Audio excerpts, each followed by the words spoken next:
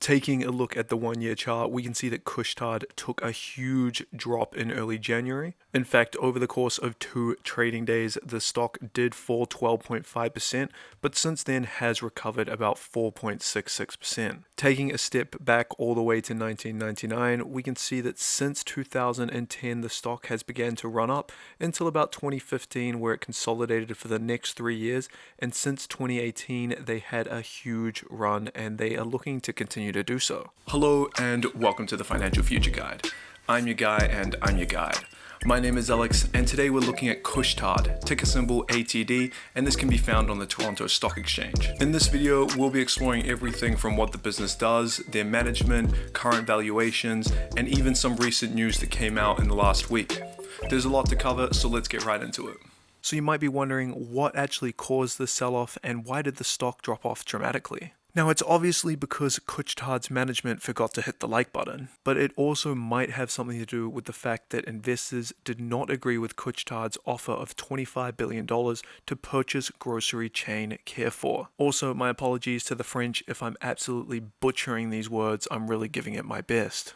Carrefour employs about 100,000 people in France and is the country's largest private employer, making a takeover politically sensitive. The country's finance minister had cited concerns about a French supermarket chain falling into foreign hands, saying the country needs to maintain domestic control over its food supply. So with Carrefour being France's largest private employer and the fact that the French government are opposed to a foreign company owning their largest supermarket chain, I don't really see the outcome of this decision changing anytime soon. So although there are still talks, I don't think France will back down from this. The two companies released a joint statement saying that they were talking but are no longer continuing with those conversations after the recent events. We'll get started with the stock quote today, in which all the numbers that you're seeing here are in Canadian dollars. Last Friday, January the 15th, the stock closed at $37.98, up $1.69 on the day, or 4.66%. They're a fairly large company with a $42.389 billion market cap. They're currently trading at a PE ratio of 15.31 over the trailing 12 months, and through that same time period, they have had an earnings per share of $2.48. The stock has moved around a little bit, obviously with the big March drop, we saw the lows of $30.40, and it climbed up to $47.49 as its high in the last year. They're currently paying a dividend of 35 cents Canadian per share, which equates to 0.96% of the current stock price. So having an overview of the business, they are a Canadian multinational operator of convenience stores, and these stores operate mainly under the widely recognized banners of Couche-Tard, Circle K, and Ingo.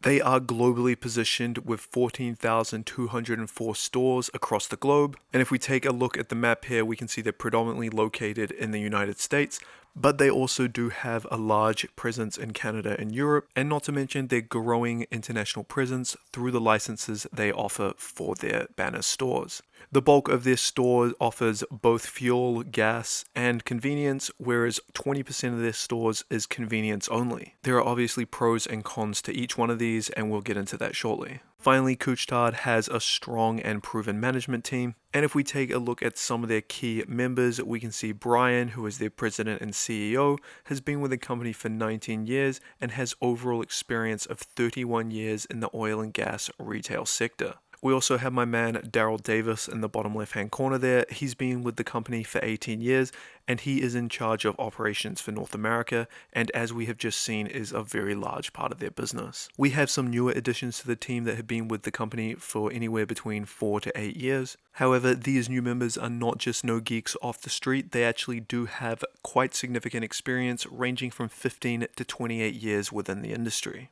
If we have a look at some of the key aspects and areas of their business, we can see that they sell 41 million gallons of fuel a day. They serve over 9 million customers, in which they sell around 750,000 cups of coffee, 490,000 hot dogs, 1.7 million Polar Pops, and also have around 130,000 vehicles washed daily. These are significant numbers for daily transactions and really showcases the company's wide customer base. Moving on to the breakdown of their revenues and gross profits, we can see the company derives 70% of their revenues and 72% of their gross profits from the United States, with the remainder primarily coming from Canada and Europe. And then in terms of their product mix, fuel makes up 71% of their revenues, but only 46% of their gross profit, whereas merchandise and services makes up 27% of their revenue, yet 52% of their gross profit. The company is obviously making much higher margins on their merchandise than they are their fuel. Now, taking a look back at the historical performance of the company, I'll use Phil Town's Rule 1 Investing Toolbox to give us an idea of what we're looking at. And as you can see from all the green here, the company has been doing extremely well. When taking a look at these growth and return numbers, I'm often looking for things over 10%. And as we can see here, Couche-Tard has outperformed that significantly over the last 10 years. A few metrics that I wanted to point out here was the book value per share plus dividend growth rate. We can see in the last 10 years, they've had a compounded annual growth rate of 24.4%, and over the last 3 years, this has still been 20.9%. Earnings per share growth is also up there at 26.7% over the last 10 years, and has only declined slightly to 25.8% growth in the last 3 years. Now, sales growth has been on a downwards trend in the last 10 years, but obviously the company is growing significantly, and just the law of large numbers, the sales growth becomes more difficult. The 10-year compounded annual growth rate is 16.3%, the 3 years is 13.4%, but this does include the most recent year of negative 4.6%. Now, obviously, this negative 4.6 number would be something to worry about. However, with everything that happened in 2020, including the lockdowns that prevented people from driving their cars and going to convenience stores, etc., I'm actually pretty impressed that last year's sales only fell by 4.6%. Given everything that was going on. Finally, down the bottom, we have their 10-year return on equity is 21.2%, and in the 3 years, it's 22%, so that's great to see. And last but not least, in fact, it's actually one of the most important factors we're looking at is the return on invested capital, and we can see that their 10-year average is 13.4%, the 3-year is 12.1%, and in the last year, they also hit that 10-year average of 13.4%. So having a look at all of these numbers, I have great confidence in the management team and how they're deploying capital, and overall I'm fairly impressed with how the business is going, and I believe that the company is making the right decisions to continue to grow these numbers. So taking a look at this table and the figures as a whole, what this really tells me is the business is performing great and has been with no real hiccups along the way, and management is doing great things to grow the company and essentially reward the shareholders. But the next question is, how does this reflect in the stock price? If we take a look back to November 2010, we can see that Couche-Tard has significantly outperformed both the S&P TSX Composite and the S&P 500, as they were able to return 875.9% compared to 202.9% and 33.7%. Alright, now heading over to the valuations. If we take a look at the valuation just on a PE scale, we can see that they're trading significantly lower than historical averages at around 11.4 after the most recent drop in stock price. Simply Wall Street is a great tool for all investors, and they offer an estimated fair value based on the cash flows the company is expected to generate in the future. Their fair value estimate for Couche-Tard is $61.09, which means at the current prices they are 37.8% undervalued based on this metric.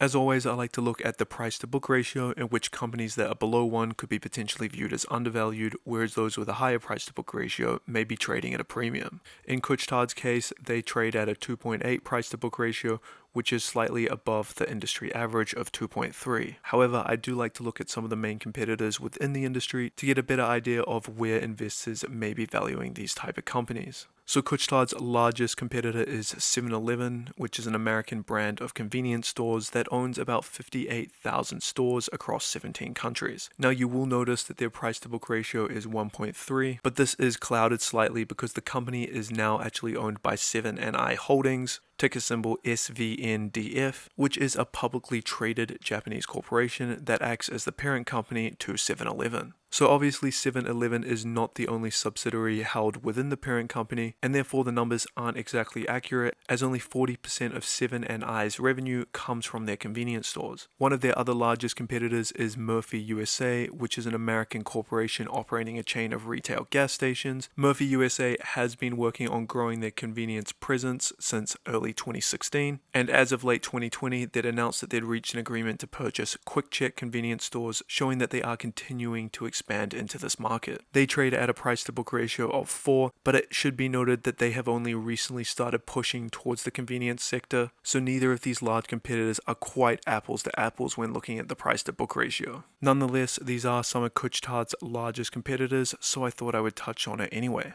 Next up, we're going to look at the dividend growth and history. And taking a look at the chart right off the bat, we can see that Couche-Tard has continued to grow their dividend over the last 10 years.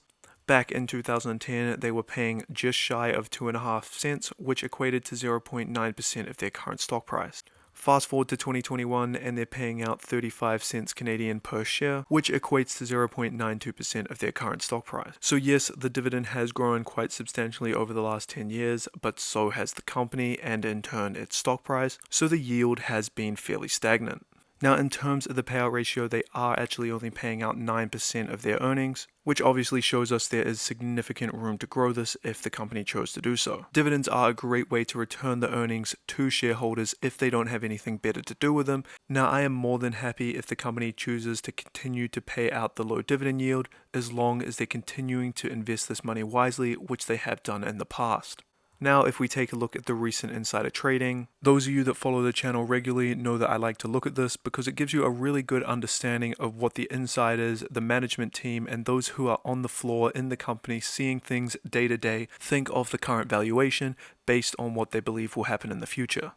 And in Couche-Tard's case, key executives have been buying quite heavily over the last 4 months in around the $43 to $44 range. Now, what we should also take note of here is Richard Forden, who is one of the founders of Couche-Tard. He was also selling in the $44 to $45 range and sold just under $9 million worth of shares. Now, usually seeing something like this would be quite alarming. However, I'm not too worried because if we look at the overall ownership, we can see significant ownership from those who are part of the management team. The president, Brian, has $34 million of his own money in the company, and then the following members are founders and corporate directors of the company with a stake of $627 million, $333 million, $848 million, and $471 million. And as we saw in the previous slide, it was Richard Forden who was selling out of some of his shares. So even though he did unload just shy of $9 million worth of shares, this actually equated to less than 2% of his total position. Now, Richard really could have sold for any reasons. Maybe he has to pay back some debt, maybe he's looking at getting a new house, or maybe he just wants to buy the new iPhone. Nonetheless, there is significant ownership of the company from all of the co-founders. And it's also positive to see that Brian, the president, who has been at the company just under 6.5 years, does have a $34 million stake. So that being said, this is super positive to see, and it does make me quite confident that the management team is doing what's best for the shareholders of the company. So what about the convenience industry as a whole? Looking at the data presented in the 2019 State of Industry report completed by the National Association of Convenience Stores, it is evident that convenience stores are recession resilient. With company valuations at all-time highs and many fearing a potential market crash, if we were to fall into an economic recession, it's super great to know that your money is invested with a company such as Couche-Tard that will be able to weather the storm quite successfully. Thinking about the future though, what are some of the forward-looking risks? Now, as we noted before, 80% of the stores include a fuel segment of the business. So what about the rise of electric vehicles? If in the coming years the fuel side of the business declines significantly, what's going to happen to the overall company? Well, first of all, it's important to note that 65% of the transactions are convenience only, while 25% are fuel only, and 10% are a mix of both. But nonetheless, looking at this, potentially 35% of transactions are related to fuel. So what's going to happen if we're no longer pumping petrol and diesel into our cars at the local station? That's where Norway comes in. Under Couche-Tard's brand Circle K, they have now installed over 500 fast chargers across more than 80 sites throughout the country. So why is this so important? Norway actually leads the world in electric vehicle usage, and the country is looking to stop sales of all fossil-fueled cars by 2025. And this is why Norway is one of the leading countries for both electric cars and plug-in hybrids. In fact, as of January 2021, electric car sales rise to record 54% of the market share, which means that as a country, the consumers are purchasing more electric vehicles than they are the standard combustion engine. So this allows Couche-Tard, through their Circle K banner to essentially use Norway as a testing grounds. They're calling it the Norway Laboratory, in which they're learning everything about what consumers want and what they will need when the country's vehicle fleet is predominantly electric. This change obviously has huge implications on the business as a whole, so the fact that they're able to get ahead of it and start learning about the changes that the company will have to make to be able to survive in an ever-changing environment is a really good factor for the company. I think this is extremely important that the company is focused, looking ahead and saying, hey, what we're seeing in Norway is likely going to happen in North America soon, so we need to be ahead of it to ensure that it doesn't completely wipe out our business model and we're able to stay relevant in the eyes of the customer. So is Couche-Tard a company on your watch list? Are you already one of their shareholders? And even better, did you take advantage of the drop in the last week? And to be honest, you're not too late. If we look at the 1 month, you're still able to snag the company at about a 10% discount as it was trading earlier in January. So I'd love to hear from you. Leave a comment in the below and let's get talking. Alright, so there you have it. That is my analysis and thoughts on Couche-Tard. Just remember to do all your own research prior to investing in any stocks I speak about on this channel. Thanks for watching. Remember to like, comment, and subscribe to see videos similar to this one. See ya.